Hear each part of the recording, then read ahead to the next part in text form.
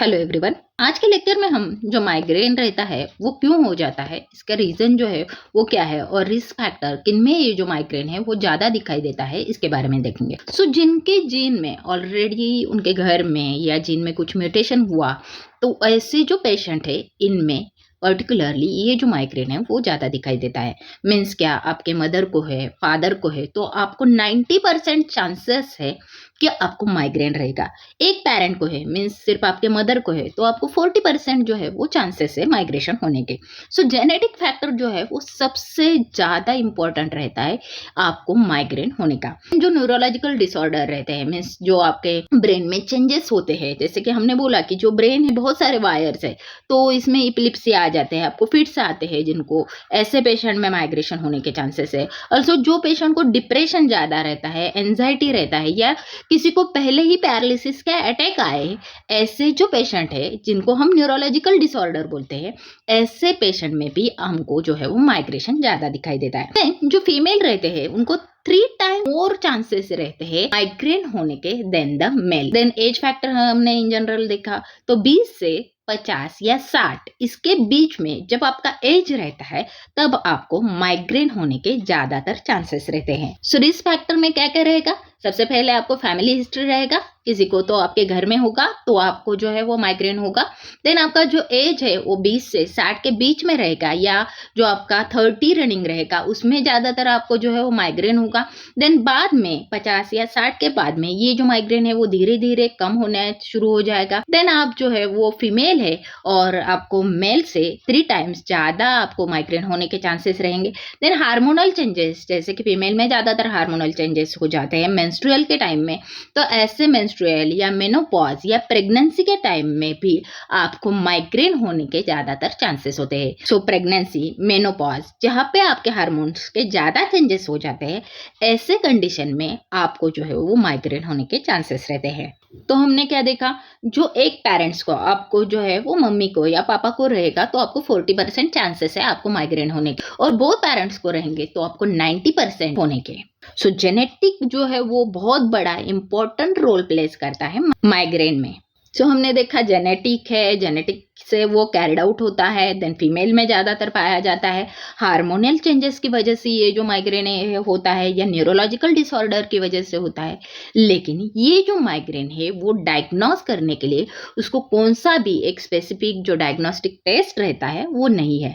Means clinically doctor देख के ही वो पता चलता है कि ये जो पेशेंट है इसको माइग्रेन है या नहीं। मीन्स ज़्यादा हेडेक हो रहा है, राइट साइडेड या वन साइडेड हेडेक हो रहा है, ऐसा आपको क्लिनिकली देख के ही वो जो डायग्नोसिस है वो किया जाता है। इसमें ऐसा नहीं है कि आपने सिटी स्कैन किया तो उसमें माइग्रेन समझ में आता है, या एमआरआई किया या ब्लड टेस्ट किया उसमें माइग्रेशन समझ में आता है, ऐसा नहीं होता। क्योंकि तो ये जो माइग्रेशन है वो जीन्स में जो चेंजेस होती है उसकी वजह से हो जाता है, और जीन्स जो है वो बहुत माइक्रोस्कोपिक स्ट्रक्चर है और वो कहाँ पे भी आपको विजुअलाइज नहीं होते। तो आपके जो जनरल प्रैक्टिशन है या आपके जो डॉक्टर है वो आपको फिजिकली एग्जामाइन करके आपका विजन चेक करते हैं, आपका कोऑर्डिनेशन प्रॉपर है, आपका सेंसेशन जो है वो प्रॉपर है, ये देख के ही पता चलता है उनको कि आपको जो माइग्रेन है या नहीं। कभी कभी ये जो माइग्रेन है वो विदाउट सिम्टम्स आता है। सिम्टम्स हमने ऑलरेडी देखा, जिसको हमने ओरा बोला, वो ऐसा ओरा उसमें नहीं रहता और डायरेक्टली जो माइग्रेन है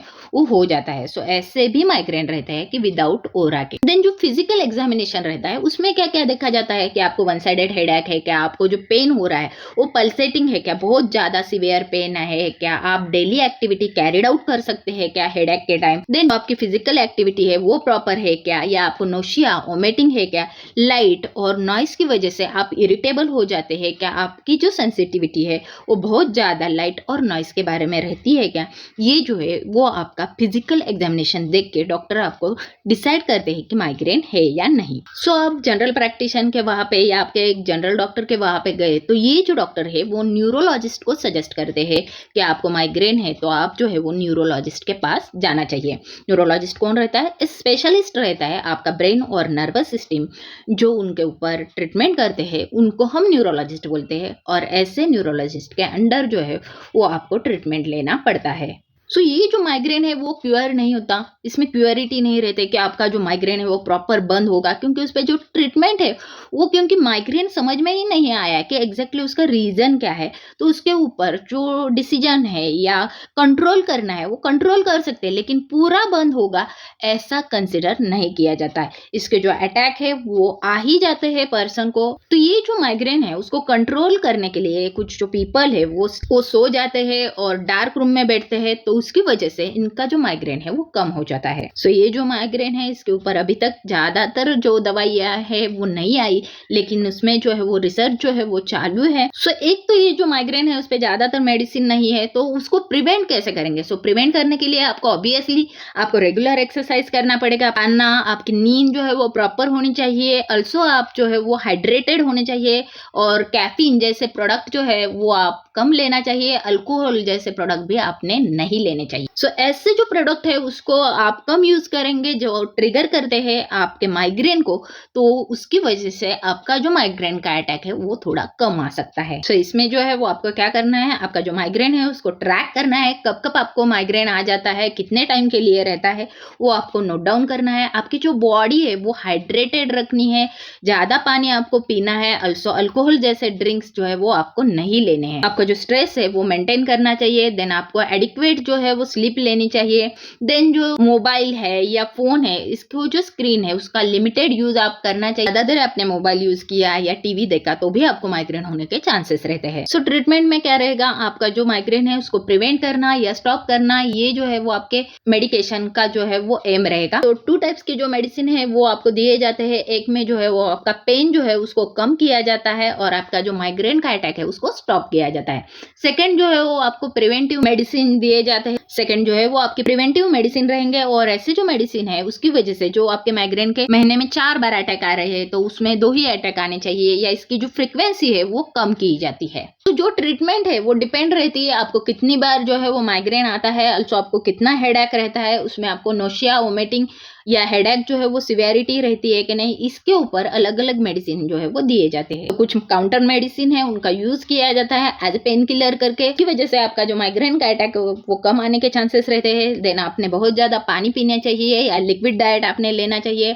आपका जो रेस्ट है वो डार्क व्हाइट रूम में होना चाहिए और वहां पे आपको नॉइज जो है वो भी कम आना चाहिए। ऑल्सो ये सब बहुत हेडेक होने तक आपको वेट नहीं करना है, उसके पहले ही जब आपको औरात आ जाते हैं और आपको सिम्टम्स दिखाई देते हैं कि आपको जो है वो माइग्रेन का अटैक आ रहा है, तभी आपको जो है वो मेडिसिन लेना चाहिए। देन जो हेड है उसके ऊपर आइस पैक या फ्रोजन जेल पैक जो है उसका यूज किया तो भी जो आपका माइग्रेन का अटैक है वो थोड़ा रिड्यूस हो जाता है। So thanks for watching and don't forget to like, share and subscribe.